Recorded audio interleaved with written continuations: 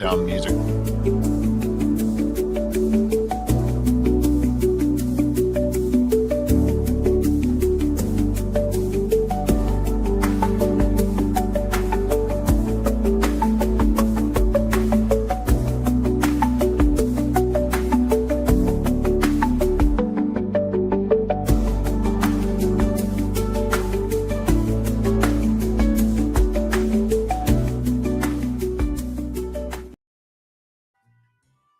All right. Let's do it, everybody. Okay, it's Monday morning, March 24th. This is the Neuro-Affirming Conversation Hour for Outreach and Support, Humanities 101. I am your host, Doc. I am taking you on a expansive journey of research, social interest, neuroaffirmation, and self-care. This is Humanities 101. It's nachos, and we believe in making sure everybody has a snack. That's why we name everything after food. So today is National Each Person is a Person of Worth Day. And so today we gather in the spirit of radical self-acceptance and community care. In a world that often asks us to conform, we celebrate the truth that every person, exactly as they are, is worthy of love, respect, and belonging. As we reflect on the words attributed to Buddha, you yourself, as much as anybody in the entire universe, deserve your love and affection. I'll repeat that. You yourself, as much as anybody in the entire universe, deserve your love and affection. This quote recognizes that self-worth is not something that we must earn. It's something that we already hold within us. So what is this day about? This day is about embracing our neurodivergence, honoring our journeys, and affirming each other's value. Whether you're here to share, to listen, or to simply exist in this space, know that you're seen, you are valued, and that you belong. The farting noises are coming through. Oh my gosh. Okay, give me a second here. Oh my heavens, this is freaking awesome. So we're giving me 2 seconds here. I'm gonna try to get this going. I love it. So every time I talk, there is a fart. Let me see if I can get this working here. Please, God. Why? Okay, how's it now, YouTube? Any better? Why is this freaking doing this? What in the hell? If it continues, I will just have to scrap this week. Still there. Fun. Good stuff. I don't know why. Like this makes no sense. This makes no sense. Okay. Well, I apologize, YouTube, that you're hearing fart noises. I don't know why there are fart noises coming through.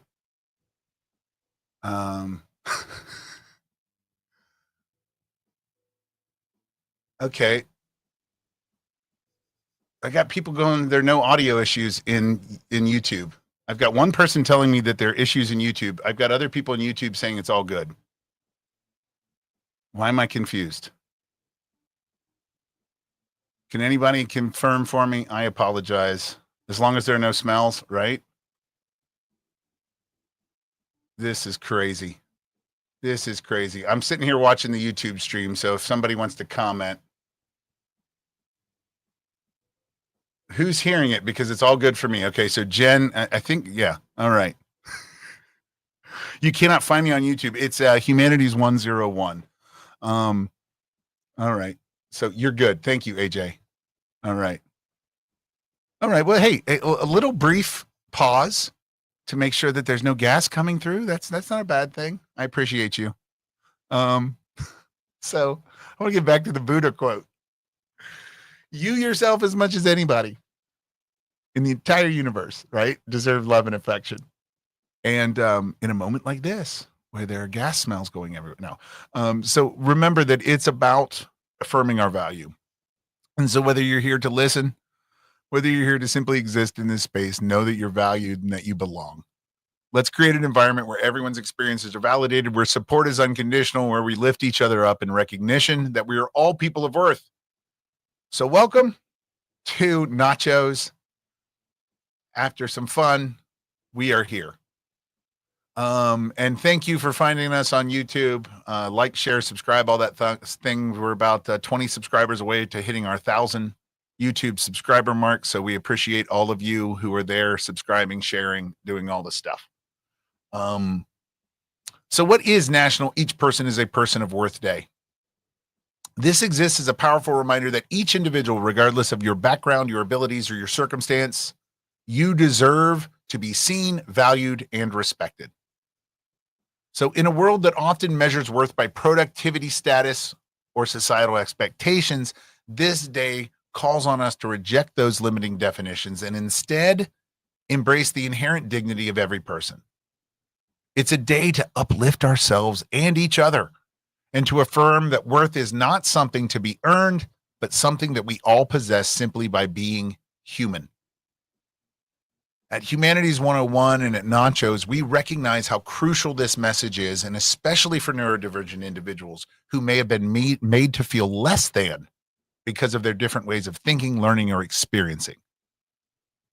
Too often, neurodiverse voices are dismissed, accommodations are overlooked, and the pressure to mask or conform leads to exhaustion or worse, burnout. So this day is an opportunity to push back against those harmful narratives and instead create a space that honors neurodivergent experiences, strengths, and contributions. By fostering neuroaffirmation, by fostering neuroaffirming conversations, and by fostering neuroaffirming support, we remind ourselves and each other that worth is not determined by how well we fit into systems that were not designed for us in the first place. Worth is inherent, it is unshakable, and it is non-negotiable. So National Each Person is a Person of Worth Day also serves as a call to action. Beyond recognizing our own work, it challenges us to create environments at home, in the workplace, and in our communities where everyone is treated with dignity and respect. It encourages us to extend the same kindness to others that we are learning together to give to ourselves, to actively build a world where no one feels that they have to prove their value or their worth. Through conversations like this, through advocacy like we do at Humanities 101, and through intentional inclusivity, we can move towards a society where each person, regardless of neurotype, identity, or ability, is fully seen, heard, and affirmed. As we celebrate today, let's also hold a space for ourselves and each other. Let's commit to practicing self-compassion, to recognizing our own self-worth, and to lifting up those around us. Because every person, including you, is a person of worth. So let's remember this today. And before we go into the news, I want you to keep that in mind, right? That you can't love others and you can't do good for others if you don't do good for yourself first. So what's in the news? What's in the news? Let's see. Cambridge. A groundbreaking genetic study from the University of Cambridge has revealed a hidden chapter in human evolution, reshaping our understanding of where we come from and how we became who we are. So for years, the dominant theory had been that Homo sapiens evolved from a single ancestral population in Africa between 200,000 and 300,000 years ago. However, this new research suggests a far more complex story. It actually includes, divergence, isolation, and then reunification. So, that classic story of I have something, I lose something, I gain it back. According to the study, our ancestors split into two distinct groups approximately 1.5 million years ago. They each evolved separately for about 1 million years. And then 300,000 years ago, those populations reconnected, interbred, and formed the genetic foundation of all modern humans. Astonishingly, about 80% of our DNA comes from one of these groups, which faces significant population decline before recovering, while the remaining 20% stem from the other lineage, which contribute key genes associated with human brain development. This finding underscores the human evolution was not a straight path, but rather a kind of haphazard tapestry woven and interwoven with different lineages and shaped by separation and reconnection. It really challenges the idea that the evolutionary process is a linear trajectory. This idea that we are better or worse off, that it's a straight continuous line that once started, you can't diverge. Instead, it highlights that diversity, interconnection, and adaptation are central to the human story. Much like the way neurodivergent individuals navigate and shape the world today, human evolution has thrived on complexity, difference, and the ability to embrace multiple ways of being. By studying the genetic makeup of people from various backgrounds across the world, researchers have uncovered an evolutionary journey that mirrors the resilience, collaboration, and transformation that we continue to see in the human community today. But at its core, it reaffirms that powerful truth of today's holiday, that human worth is not defined by a single path or a single narrative. We are here today not because of rigid conformity, but because of adaptation, cooperation, and coming together of different people. Science now affirms what we have known deep down for a long time, that each of us carries within ourselves a legacy of resilience and uniqueness, and that is something worth celebrating. So looking at human development as well, MIT, the Massachusetts Institute of Technology, has provided insights into the origins of human language, suggesting that our capacity for complex speech dates back at least 135,000 years. So after we split, we come back together, the two different groups interbreed and start creating modern humans. We start developing language about 100,000 years later. This discovery challenges previous assumptions about the timeline of language development, indicating that the ability to communicate through sophisticated language emerged much earlier than previously believed. The findings not only reshape our understanding of human evolution, but also highlight the intricate relationship between the language and the human brain. The study's implications extend beyond the realm of linguistics, though, offering a deep appreciation for the cognitive and social advancements that accompanied the development of language. For instance, we know that the group hunt was largely made possible because of language. And as we hunted more, ate more organ meat, our gray matter grew, and we were able to develop more complex language. Just a big cycle. So as we continue to explore the complexities of human communication, this research underscores the importance of the interdisciplinary approach in unraveling the mysteries of our past. Again, not taking a single path, but multiple paths. In another groundbreaking advancement, this time not in Boston, but in Massachusetts, but in Japan, Japanese researchers have pioneered a treatment that will allow us to regrow teeth, a development that promises to transform dental care and enhance the quality of life for millions. So what is this about? This innovative approach looks at a drug designed to inhibit the protein USAG-1, which is naturally, this protein limits tooth development. So if you block this protein, this treatment will facilitate the formation of new teeth. And we know that this is possible. We see this in other animal species.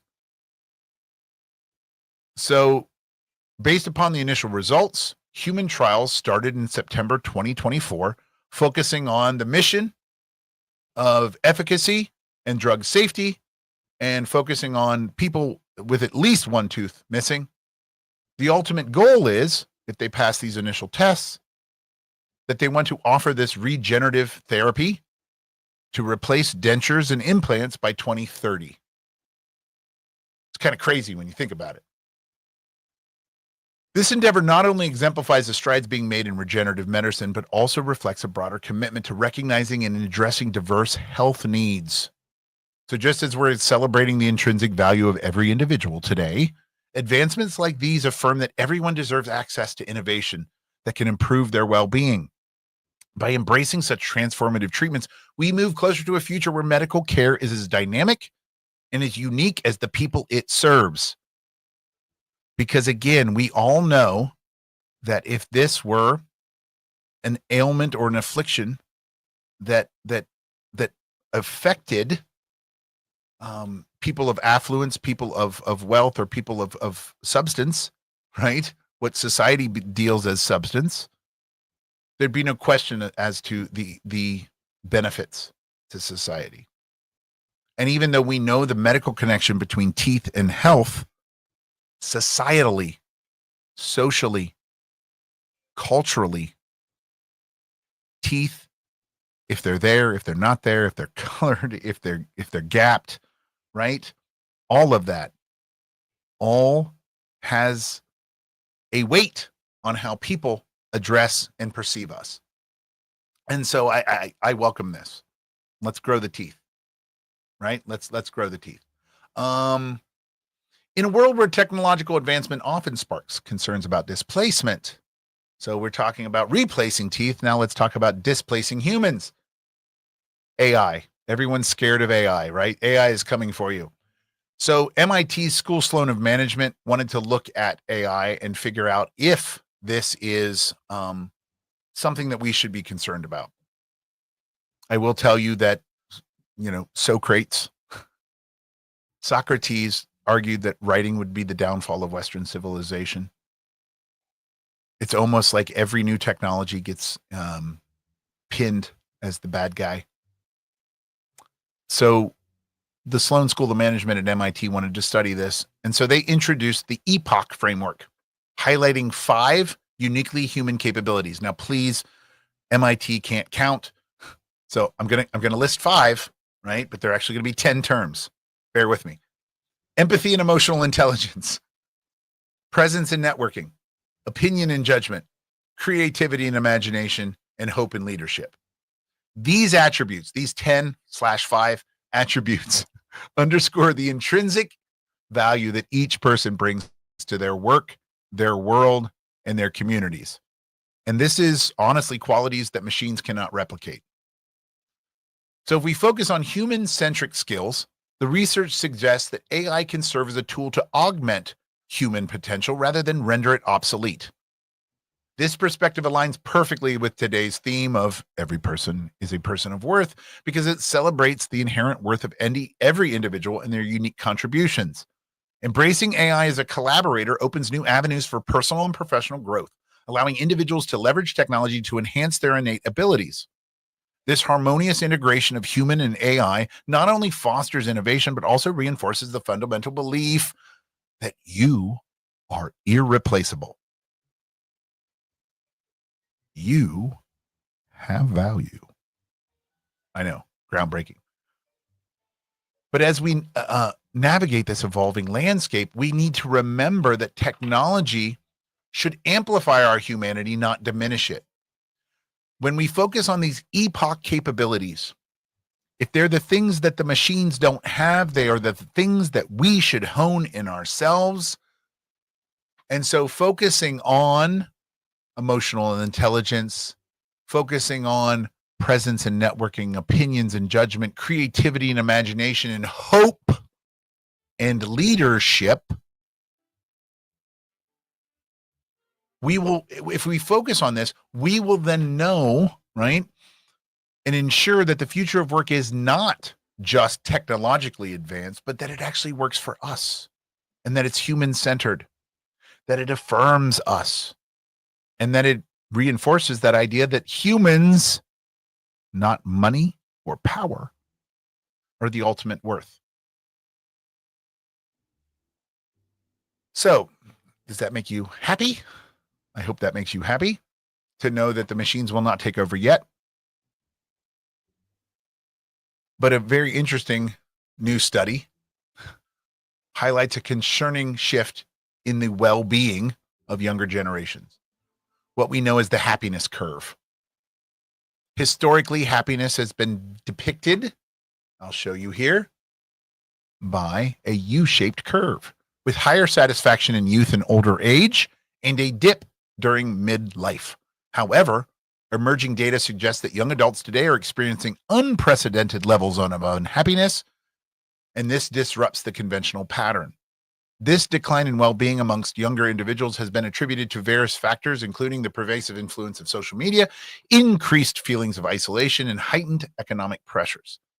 Notably, the rise of smartphones and online platforms has been linked to decreased mental health amongst youth, while significant impacts observed over the past decade show that there is definitely some kind of changing landscape when it comes to the well-being of youth. In contrast, older adults are reporting higher levels of life satisfaction. Fucking boomers. Suggesting a reversal of the traditional happiness curve.